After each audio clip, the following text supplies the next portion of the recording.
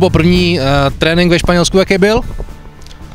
Tak myslím si, že celkom v pohode, trošku fúka viac vietor, ale dokážeme sa s tým vysporiadať. Bol taký rozbehový tréning, keďže sme skoro ráno vstávali, už o 5:00 sme vlastne išli na letisko, mali sme za sebou 2 lety.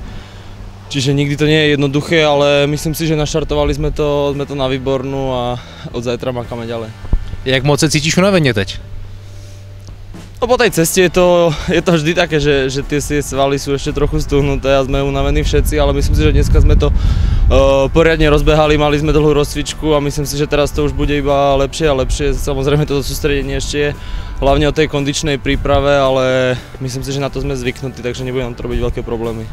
Vy jste zvyknutý a co tobě osobně dělá kondiční příprava problémy nebo ne? Ja si myslím, že určite nie.